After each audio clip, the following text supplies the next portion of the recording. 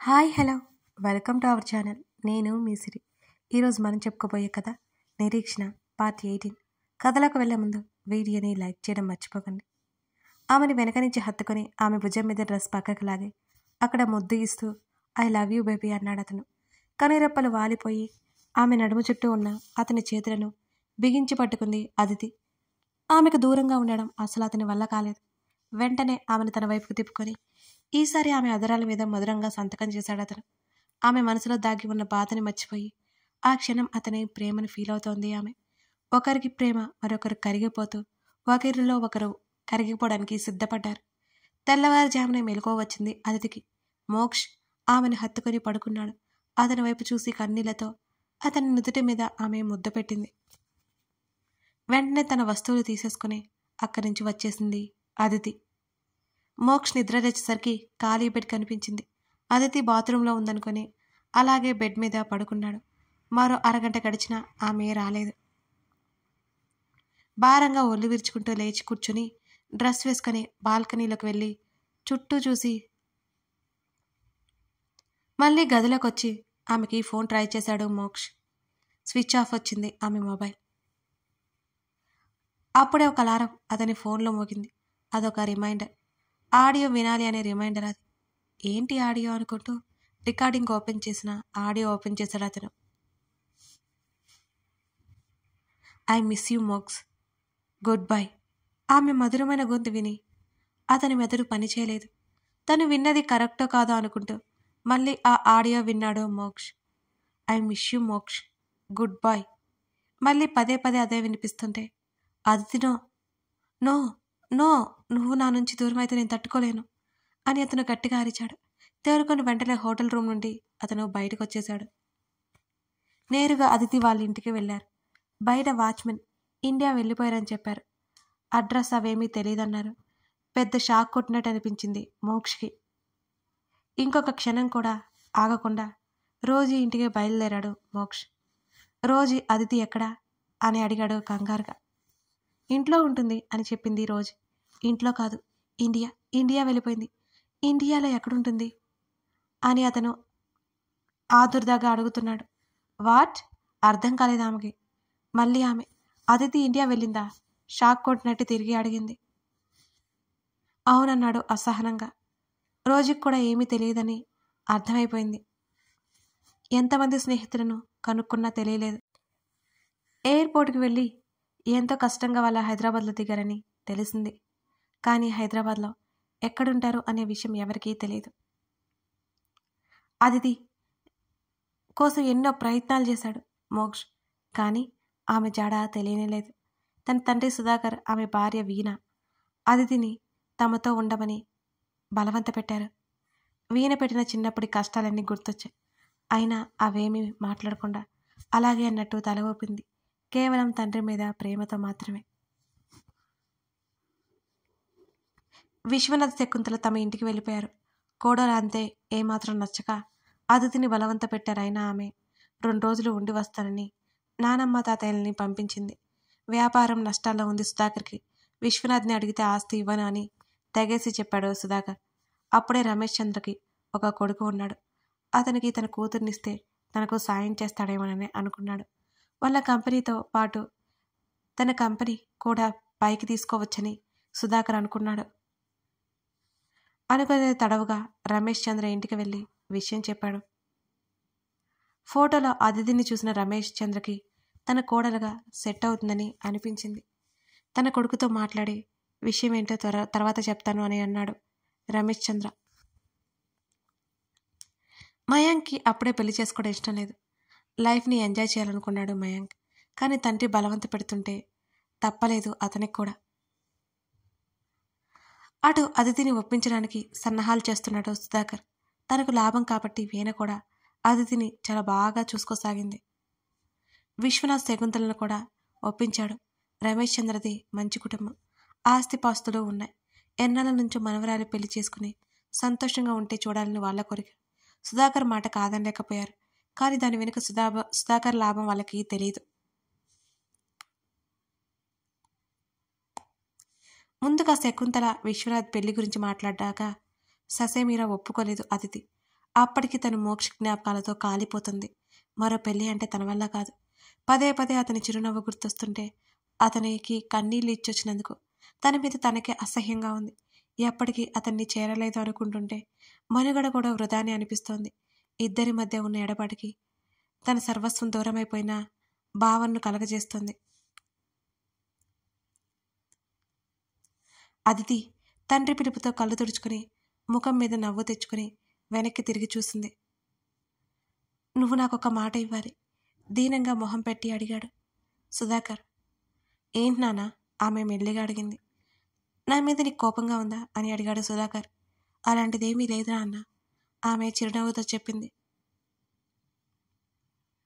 నువ్వు నిజంగానే అంటున్నావా? చిన్నప్పటి నుంచి నిన్ను నా దగ్గరికి తెచ్చుకోవాలని ఎన్నో ప్రయత్నాలు చేసినా నువ్వు మాత్రం నా దగ్గరికి రాలేదు అని అన్నాడు బాధగా. మీ మధ్య నేను ఎందుకు నానుకున్నాను నాన్న, అయినా ఇప్పుడు అందరూ బాగున్నారుగా అని అందామె. నువ్వు బాగున్నావా తల్లి? చాలా బాగున్నానంది నవ్వుతూ. కానీ నేను బాగోలేనన్నాడు సుధాకర్. తండ్రి మాటల్లో ఆంతర్యం ఆమెకి అర్థం కాలేదు. ఏమైంది నాన్న అని అయోమయంగా అడిగింది. నీ పెళ్లి చేయలేకపోయాను అనే బాధ ఒక్కటి మిగిలిపోయింది అన్నాడు సుధాకర్. పర్వాలేదు, మీరేం దిగులు పడకండి. ఇప్పుడు ఇవన్నీ ఎందుకు? నా పెళ్లి గురించి అనవసరంగా కంగారు పడకండి. నేను ఇప్పుడప్పుడే పెళ్లి చేసుకోలేను అని అంది తను. లేదు అదితి, నిన్ను పెంచలేకపోయాను. కనీసం ఈ ఒక్క బాధ్యతైనా నా చేతుల నుంచి నెరవేరనివ్వు అని కూతురు చేతులు పట్టుకుని తల కానించుకుని కన్నీళ్లు పెట్టుకున్నాడు సుధాకర్. నాన్న ప్లీజ్, మీరు బాధపడకండి. మీ తప్పేం లేదు. నేనే తాతయ్య వాళ్ళ దగ్గరికి వెళ్ళిపోయాను కదా. ఆమె ఎంత చెప్తున్నా వినకుండా అదితి బ్రెయిన్ వాష్ చేసే పనిలో పడ్డాడు సుధాకర్. చివరికి నచ్చితేనే చేసుకోమని చెప్పాడు. తప్పక పెళ్లి చూపుల వరకు ఒప్పుకుంది. ఆ పెళ్లి కొడుకు తనకి అంటే ఇష్టం లేదని ఖచ్చితంగా చెప్పేస్తుంది. మరుసటి రోజు మయాంక్తో పాటు రమేష్, భారతి ఇద్దరూ వచ్చారు. ఇల్లంతా హడావుడిగా ఉంది. ఎంతో సంతోషంగా ఉన్న శకుంతల విశ్వనాథులను చూస్తోంది అదితి. కొడుకు మీద ఎంత కోపం ఉన్నా తన కోసం వాళ్ళిద్దరూ వచ్చారు. పెళ్ళంటే తన తాతయ్య, నానమ్మ ఎంత సంతోషంగా ఉన్నారో. మోక్ష గుర్తుకొస్తుంటే కన్నీళ్లు కట్టలు తెంచుకున్నాయి. పెద్దవాళ్ళంతా మాట్లాడుకుంటుంటే మౌనంగా కూర్చుంది అదితి.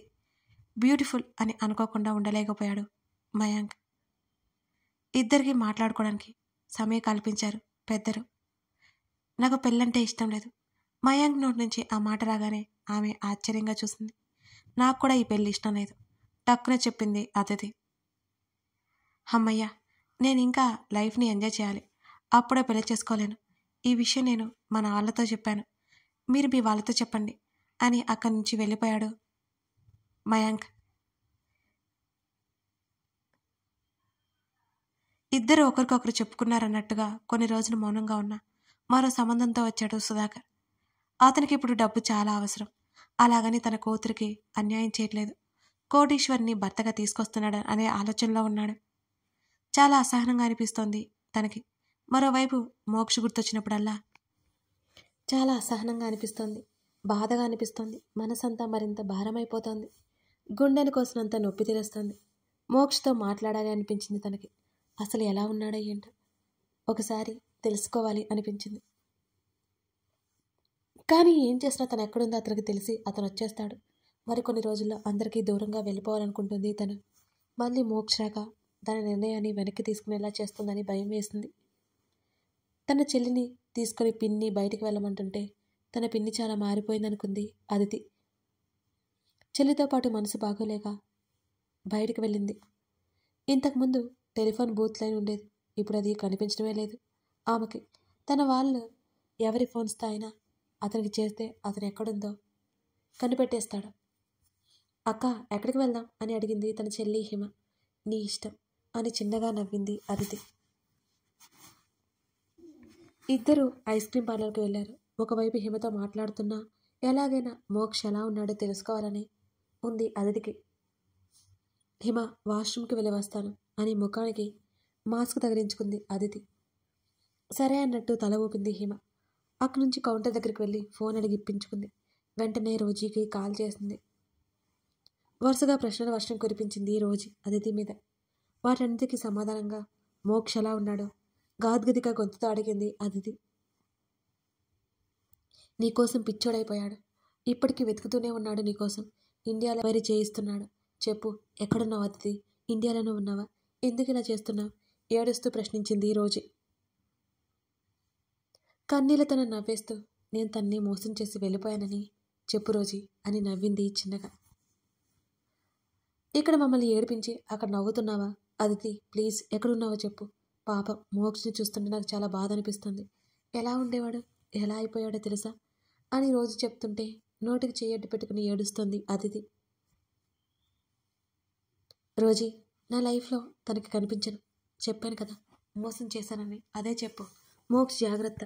రోజీ పిలుస్తున్నా వినిపించుకోకుండా కాల్ కట్ చేసి ఫోన్ తిరిగి ఇచ్చేసి థ్యాంక్స్ చెప్పి గబగబా వాష్రూమ్లోకి వెళ్ళిపోయింది అదితి. తనివి తీరకుండానే కాసేపు అలా ఏడ్చి ముఖం కడుక్కుని ఆమె బయటకు వచ్చింది.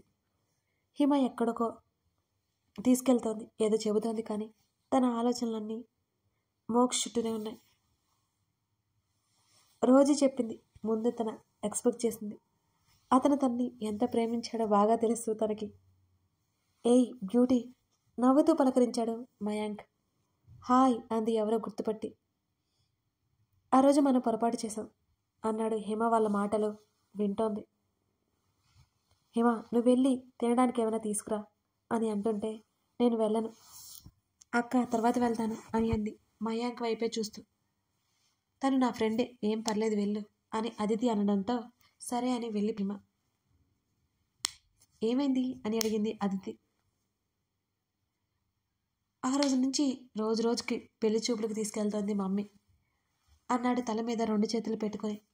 అతని మాటలకు నవ్వేసింది ఆమె. మా ఇంట్లో కూడా అదే జరుగుతోంది అని అంది అదితి. ఫారెన్ వెళ్ళాలి అనే ఆలోచనలో ఉన్నాను. త్వరగా చెక్కేయాలి, లేకపోతే పెళ్ళి పెళ్ళి అని మా మమ్మీ గొడవ చేస్తుంది అని అన్నాడు దీనంగా మొహం పెట్టి అతను.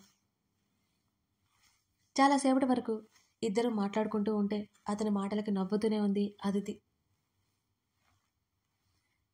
హిమ కూడా వాళ్ళతో జాయిన్ అయింది. ఆ టాపిక్ తీసేసి మామూలుగా మాట్లాడుకున్నారు కాసేపు. నెంబర్ ఇచ్చి వెళ్ళిపోయాడు మయాంక్, ఎప్పుడైనా కాల్ చేయమని. హిమ ఆ నెంబర్ తన ఫోన్లో సేవ్ చేసుకుంది. తర్వాత ఇద్దరు ఇంటికి వచ్చేశారు. మాటల మధ్యలో అనుకోకుండా తల్లితో మయాంక్ గురించి చెప్పింది హిమ. ఇంకా డబ్బు సర్దుబాటు అవ్వలేదు సుధాకర్కి. సమయం గడిచిపోతుంది. కొన్ని రోజులు పోతే పూర్తిగా నష్టం వస్తుంది. అదే సమయంలో ఈ విషయం తెలిసి పరుగున భర్త దగ్గరికి వెళ్ళింది ఆవిడ. అదితి మయాంక్కి ఒకరంటే ఒకరికి ఇష్టమని భర్తతో చెప్పింది వీణ. అదే విషయం తీసుకెళ్లి రమేష్ చంద్ర దగ్గర చెప్పాడు సుధాకర్. అదితికి కూడా పెళ్లికి ఒప్పుకోకపోవడంతో ఇష్టం ఉన్నా కానీ పెళ్లి చేసుకోవట్లేదు. ఇటు సుధాకర్ ఒక ప్లాన్లో ఉన్నాడు. ఎలాగైనా మయాంక్ని ఒప్పించి ప్రయత్నం మొదలుపెట్టాడు రమేష్ చంద్ర. భారతి ఎంతగానో అడిగి బాధపడి మయాంక్ మనసు కదిలించి పెళ్లికి ఒప్పించింది. పెళ్ళైన తర్వాత కూడా విడాకులు తీసుకోవచ్చు కదా అనుకుని ఊరుకున్నాడు మయాంక్. హాల్లో కూర్చొని పేపర్ చదువుతుంది అదితి. సడన్గా కళ్ళు తిరిగి పడిపోయాడు సుధాకర్. ఏమైందో తెలియలేదు. ఆయన దగ్గరికి వెళ్ళి కంగారుగా తట్టి పిలిచి లేపుతున్నా ఆయన లేవలేదు. వెంటనే వేణాన్ని పిలిచి హాస్పిటల్కి తీసుకెళ్ళింది. హార్ట్ అటాక్ వచ్చింది. మరో 4 రోజుల్లోపు ఆపరేషన్ చేయాలని డాక్టర్స్ కూడా చెప్పారు. అదితి నిశ్చేష్టురాలైంది. సడన్గా ఏంటో అర్థం కాలేదు. ఆపరేషన్ చేసిన ఆయన బ్రతికే అవకాశాలు తక్కువ అనగానే చాలా బాధపడిపోయింది. వీణ అదే పనిగా ఏడుస్తుంది. మరో 2 రోజులు అక్కడే ఉండి ఇంటికి తిరిగి వచ్చారు. సుధాకర్కి ఏమైనా అయితే బ్రతకలేనని వీణ రోజు అదే పనిగా చెప్తూ ఆయన కళ్ళ ముందు పెళ్లి చేసుకోమని అదితికి నచ్చ చెప్తోంది. అదితి మనసు అంగీకరించడం లేదు. ఆమె మనసావాచ మోక్షనే తలచింది. మరొకరు ఆమె మెడలో తాళి కడతాను అంటే ఆమెకి కష్టంగా ఉంది. తన పెళ్లి చేసుకోవాలనుకుంటే అతన్నే చేసుకోకపోయిందా? అసలు బంధంలో ఇరుక్కోకూడదు, ఉండకూడదు అనుకుంటోంది తను.